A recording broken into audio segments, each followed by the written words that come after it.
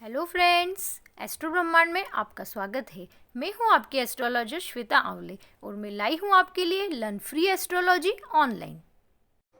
Okay friends, आज का हमारा टॉपिक है शेयर मार्केट, लॉटरी, सट्टा में सफलता के योग। क्या आपकी कुंडली में है या नहीं? आज के टाइम में बहुत से लोग अपनी जॉब, बिजनेस के साइड में ट्राई करते हैं कि वो शेयर में इन्वेस्टमेंट करें और अच्छा पैसा बनाएं। लेकिन अगर आपकी कुंडली में वो योग नहीं है तब आप पूरी तरह डूब भी जाते हैं।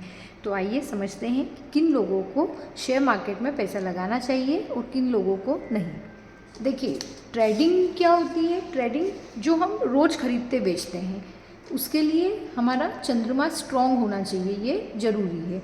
एक होता है लॉन्ग टर्म इन्वेस्टमेंट, जैसे हमने म्यूचुअल फंड खरीद के रख दिए लंबे टाइम के लिए, तो उसके लिए हमको बुध को देखते हैं हम। एक होता है हमारा इनसाइडर ट्रेडिंग, जो हम जुगाड़ से अंदर की खबर निकाल के दिमाग से करते हैं, इसके लिए हम राहु को देखते हैं। यहाँ आपको लग्न कुंडली के 4 हाउसेस को नोटिस करना है।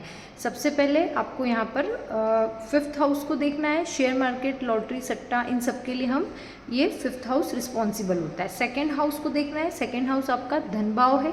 8th हाउस आपका अचानक मिलने वाला धन है और 11th हाउस आपका प्रॉफिट का हाउस है, लाभ का घर है। ठीक है, ये सभी जब इन्वॉल्व होंगे तभी आप लॉटरी से इनसे पैसे गेन कर सकते हैं। ठीक है, अब यहाँ पे देखिए जो 5th हाउस है, 5th हाउस आपका शुभ होना चाहिए। ये वाला जो हाउस है शुभ होना चाहिए, पाप कर्त शुभ होना चाहिए, शुभ ग्रहों से दृष्ट होना चाहिए, पाप कर्तरी में नहीं होना चाहिए। पाप कर्तरी मतलब क्या होता है?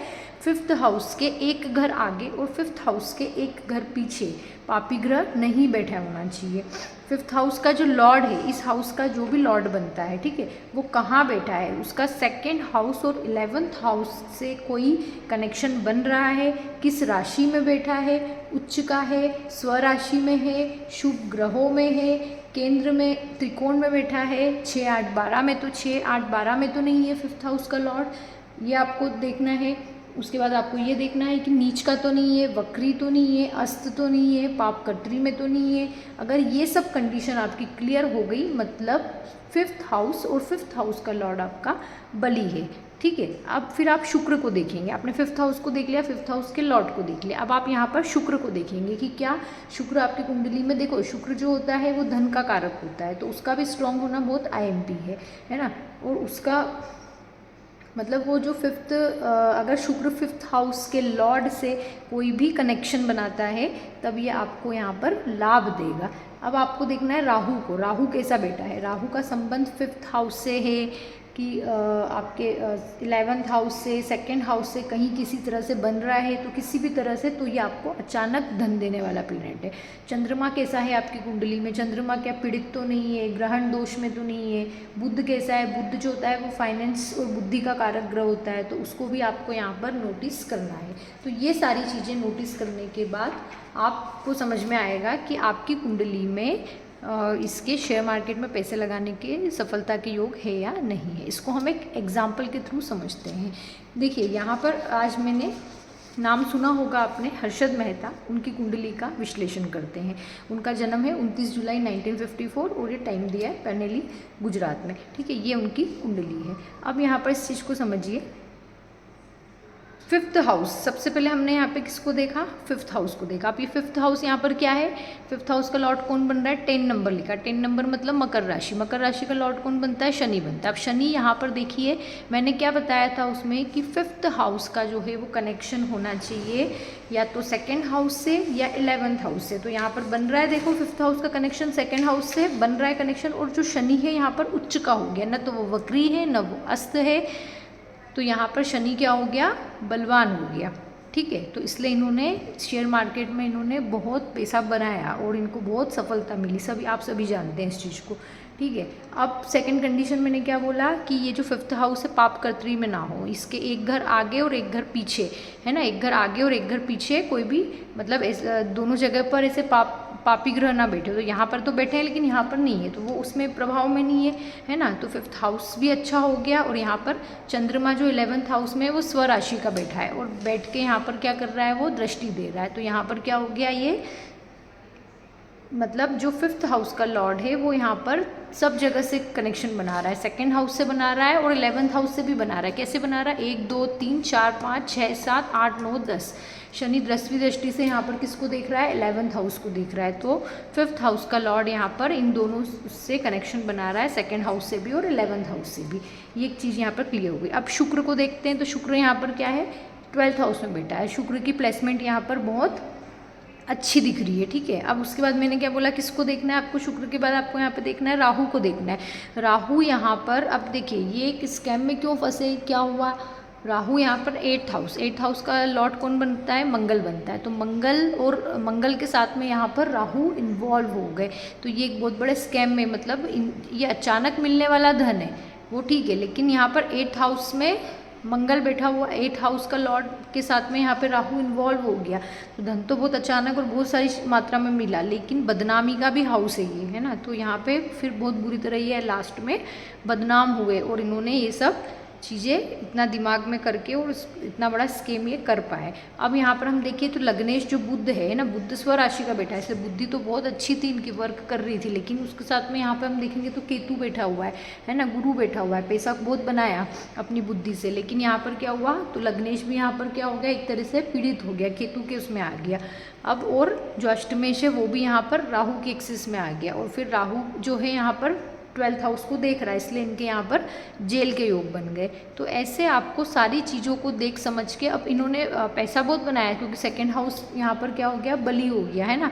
नॉर्मल मिडिल फैमिली, मतलब मिडिल क्लास फैमिली में भी जन्म लेकर इन्होंने इतना सब कुछ कर पाए। ये क्यों कर पाए, क्योंकि 2nd हाउस में यहाँ पर शनि जो है वो उच्च का हो गया, लेकिन शनि की यहाँ पर नीच की दृष्टि 8th हाउस में पड़ रही थी, और यहाँ पर मंगल राहु का कॉम्बिनेशन, फिर लग्नेश का भी वो होना, फिर चंद्रमा भी इनकी कुंडली में अस्त है ना। तो इन सभी कॉम्बिनेशन के कारण क्या हुआ, इनकी एज कम हुई और बदनामी के बाद इनकी आखिरी में डेथ हुई, ठीक है। और जितना सुनने में आया है कि मतलब उससे हुआ है, अटैक से हुई है ना। इनको चेस्ट में पेन था, तो ये 4th हाउस हमारा क्या होता है, चेस्ट का ही होता है, तो इसलिए मंगल राहु का कॉम्बिनेशन से भी लास्ट में ऐसा हुआ।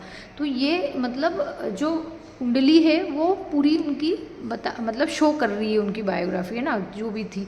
अब लेकिन इस चीज़ को समझिए कि शेयर मार्केट में पैसा तो बना लिया, लेकिन वो पैसा लंबे टाइम तक मतलब आपको टिका कि नहीं, क्या हुआ, है ना। तो वो सारी चीज़ें आपको 2nd हाउस से देखते हैं, है ना। आपने देखा कि जो प्रॉफिट था, तो प्रॉफिट में यहाँ पे चंद्रमा तो है, लेकिन वो चंद्रमा अस्त है यहाँ पे, ठीक है। उस चीज़ को भी समझिए। और इस हाउस का जो लॉर्ड है वो क्या हो गया, शुक्र जो है वो 12th हाउस में जाके बैठ गया है, या ये हाउस मजबूत हो गया है, लेकिन इसका जो लॉर्ड है वो किस में बैठा है, शुक्र 12th हाउस में बैठा हुआ है। तो इस कारण से ये जो इन्होंने जितना भी मतलब बनाया था पैसा, तो वो इनके पास लंबे टाइम मतलब आखिरी तक उसको बेनिफिट उनको उस चीज़ का नहीं मिला, और ये फंस गए, है ना। और इन्होंने इतना बड़ा स्कीम भी ये कर पाए क्योंकि राहु था, है ना, खुरापाती दिमाग था, वो सारी चीज़ें इसमें आपको दिख रही है। अब ये तो आप चलो इनका एग्जाम्पल हो गया। अब इस चीज़ को समझिए, अगर आपको आपका जो अगर आपकी सारी कंडीशन क्लियर होती है, जो मैंने अभी आपको बताई कि 5th हाउस अच्छा है, 5th हाउस का लॉर्ड अच्छा है, शुक्र अच्छा है,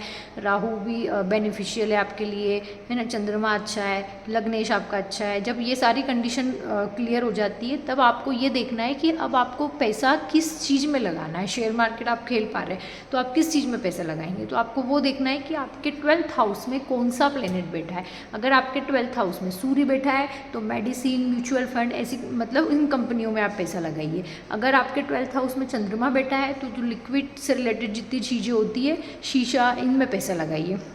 अगर आपका 12th हाउस में मंगल बैठा है, तो ज़मीन, भवन निर्माण, टी, कंस्ट्रक्शन, इसमें आप पैसा लगाइए। अगर आपका गुरु बैठा है 12th हाउस में, तो आप गोल्ड, फूड आइटम, अनाज, इनसे रिलेटेड इन चीज़ों में पैसे लगाइए। अगर शुक्र बैठा है, तो लग्जरी आइटम्स, कॉस्मेटिक्स, वुमेंस के आइटम, केमिकल्स, चीनी, चावल, इसमें आप पैसा लगाइए, इससे रिलेटेड कंपनियों में, ठीक है। अगर आपका 12th हाउस में बुध बैठा है, तो बैंक जो कंपनियां होती है एजुकेशन से रिलेटेड, उस फील्ड में आप पैसा लगाइए। अगर आपका 12th हाउस में शनि बैठा है, तो लोहा, स्टील, पेट्रोल, चमड़ा, इनसे रिलेटेड जो कंपनियां, जो भी वर्क है, उसमें आप पैसा लगा सकते हैं। तो ये आपका पूरा अभी आज का हमारा पूरा शेयर मार्केट के ऊपर हमारा विश्लेषण था।